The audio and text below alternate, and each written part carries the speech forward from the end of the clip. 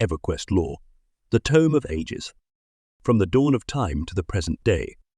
It is said that outside of space and time, an entity known only as the Nameless exists, and that this being created all that there is and was and will be. It is also written in ancient texts that from his mind sprang not only the universe and its countless suns and worlds, but also a myriad of sentient, powerful yet finite creatures whom one such as a man or elf or dwarf would call a god.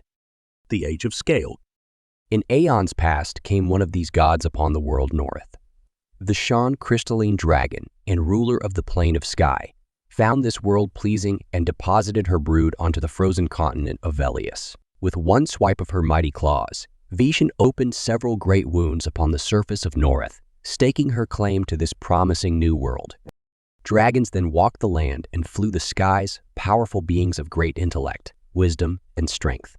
Thus began the Age of Scale. The Elder Age.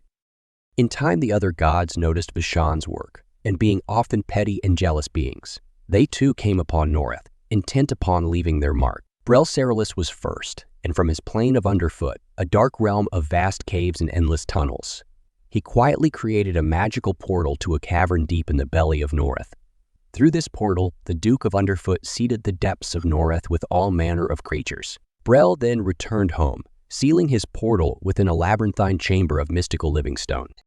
And when the other gods came to North, Brel Ceralis approached each of them, and after some time convinced them to meet as one to discuss the fate of the world. The Great Mother Tune and Prexus, the Ocean Lord, were in attendance, and Ralozek, the Warlord, was also there, yet in mistrust kept his distance.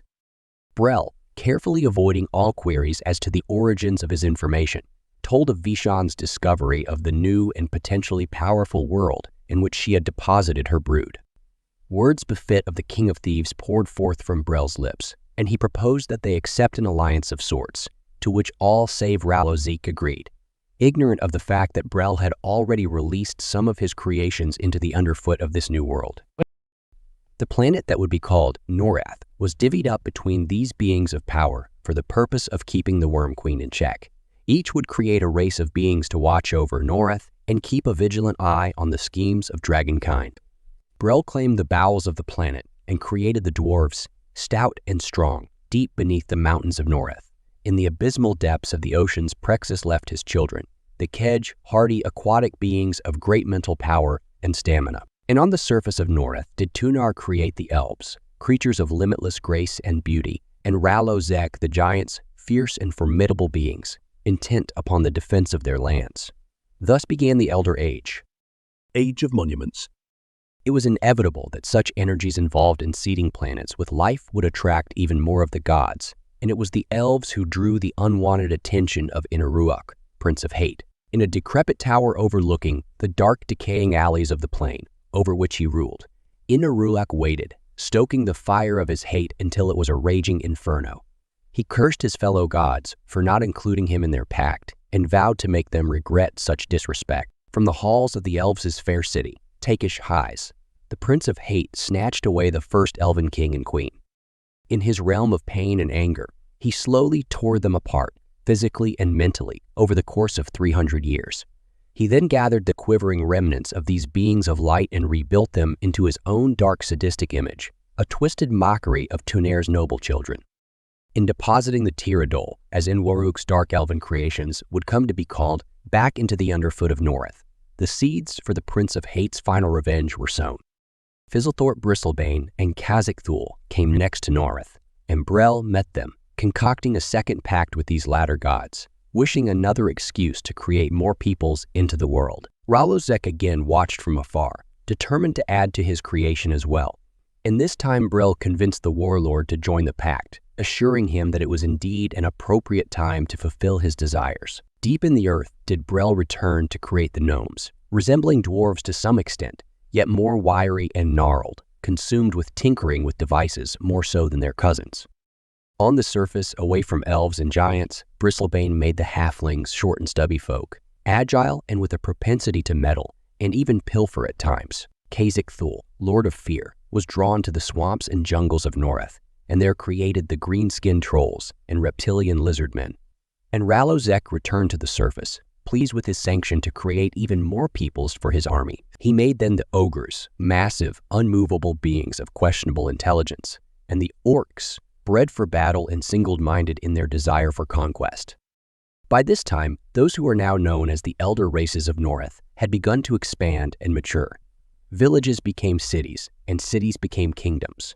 Several of the races became bent on expansion, and warfare became part of their developing cultures. And of all the races, it was the ogres who quickly proved the most interested in battle and plunder, and their empire grew outward from their mountain home until it eventually encompassed a large portion of Tuneria. Largest of the known continents, their knowledge of magic grew, as did their greed, until they became wary of only North, and when they learned of other planes and dimensions, invaded the plane of Earth itself. Rallo CK watched with pride as his creations challenged the gods of that realm, and when they eventually knew defeat, the warlord himself led a second invasion. The war that ensued shook the heavens and angered the greater gods. Through their combined might, Rallo Zek was finally thwarted and forced back to his domain, after which a great barrier to the planes of power was erected, denying entry to both the lesser gods and mortals as well. And then, in what some view as spite and others justice, the gods cursed the warlord's creations. Thousands of ogres were slain, and their empire collapsed around them. The giants were spread from one end of the earth to the other, forced to flee their homes as the gods brought snow and ice to their previously lush lands. And the goblins were also cursed, but no writings remain of their punishment, as they no longer keep records of their history, which is perhaps some indication as to the severity of their curse. Thus began the Age of Monuments. Age of Blood. As the dust settled, the last of the gods came to North. Nathaniel Mar, god of valor, and Irolisi Mar, goddess of love, created the barbarians, a hardy race who settled the cold and rugged Northlands near the ruins of the giant empire. Being the youngest race, they were generally unwashed and rugged, possessing very few social graces. And while they too had a warlike culture, there were those amongst them who began to believe in something more. By this time, the other civilizations of North had either long since declined or were well on their way, and this small minority of barbarians saw an opportunity to triumph where the others had failed. Perhaps this was a seed of wisdom planted by the Mar twins, or perhaps it was only by chance. But as the barbarians spread out across the lands, warring with both each other and any other race encountered, this tiny movement continued to grow. And so even amidst desolation and war, there was hope. Thus began the Age of Blood. The Lost Age. The last of the old races to decline was the Empire of the Elves. The Eldar Forest spread across the entire southeastern quarter of Tuneria. Cities and villages, built high into the trees, housed thousands of wood elves.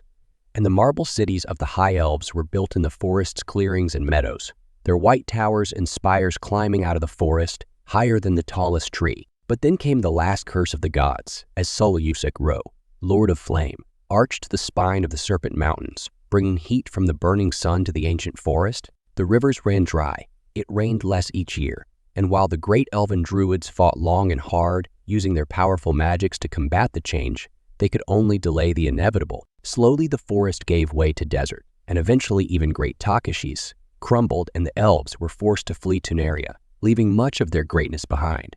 Thus began the Lost Age. This next period of Northian history, as it relates to many of the races, is the least known. It is surmised by the more knowledgeable historians that while the elder races regrouped and reestablished themselves, a small group of barbarians were suddenly transformed both physically and intellectually. Most believe this to be the last major and direct act of divine intervention, and perhaps the reason so little is known about this period is that the gods wish it to be so, deciding afterwards that they would have less to do with their creations. In any case, this small and enlightened group were the fathers of the human race, and they rapidly gained a foothold throughout the lands, studying the lost art of geomancy. The Combine Empire, as this lost race of humans is called, spread throughout the known world, but then died even more quickly than it grew, and for reasons still unknown. And while they are the ancestors of every human on North, and their relics and ruins still litter the lands from Otis to Fadewar, little history of this period remains. After the fall of the Combine Empire, the remnants of mankind dwelled mostly in the center of Tuneria, inhabiting primarily the vast and fertile plains of Karana. Villages appeared and prospered several reaching the size of towns, and 2 even became. To the west, a strong and noble band of humans, led by Antonius Bale I, founded Kinos under the lofty principles of law. Freeport, to the east, became an active and dangerous port of call for all who dared to venture into the ocean of tears. Humanity, much to the disdain of the elder races who watched from afar, remained strong, even daring to rename their home after one of their own instead of one of the gods. The great continent of Tunaria would forevermore be known as Antonica. This is not to imply, however, that humanity was at peace. Competition was fierce, and when resources grew scarce for one reason or another, many groups abandoned the promises and alliances of their past and fought. A few leaders spoke out against the violence, urging the masses to remember why they had fled the cold north. Others reminded them of their former glory and the might of the Combine Empire. These leaders insisted that humanity adhere once again to those principles to which all had agreed. Explorers and adventurers returned from afar with tales of elves, dwarves, and other strange creatures, as well as descriptions of ancient abandoned cities. A few even came back with limited knowledge of sorcery and the mystic arts. And when that discontent minority of leaders heard all of this, they became both jealous and determined. Age of Enlightenment. A small, frail man of great intellect called Erud led this group, and he formed them into a council. They quickly became irritated, even disgusted, by their fellow man. Leaving a small network of spies behind, the remainder of Erud's followers fled the city of Kanos and boarded a small fleet of ships. They sailed to the west and landed upon the barren coast of the island of Otis. The land was sparse and uninhabited and quite appealing to the council and their people. They quickly built a city of their own, dissimilar in almost every way to both Kinos and Freeport, for it was almost entirely a towering castle, it was called, and within it the scribes and scholars, who called themselves high men, gathered and analyzed reports, captured books and scrolls, and other artifacts brought to them by their spies. The first human mages since the Combine Empire were born. Wizards, sorcerers, and enchanters occupied the great halls of Erudin and grew immensely in both power and knowledge. Thus began the Age of Enlightenment. Age of Turmoil. It came to pass some years later that a small group of Erudites discovered the lost art of necromancy. They were branded heretics and great conflict arose. For the first time in several hundred years, the Erudites fought. They engaged in a civil war, not entirely dissimilar to that which they had loathed and fled from back on the mainland. But there was one very significant difference. They did not use swords and bows, but rather magic, and the result was terrible. Lives by the hundreds were lost, great buildings and structures destroyed, and eventually the heretics were forced to flee Erudin, to hide and regroup in the southern regions of Otis. In one final battle, great mystic energies were released, and an immense hole leading to unknown depths beneath the earth was created.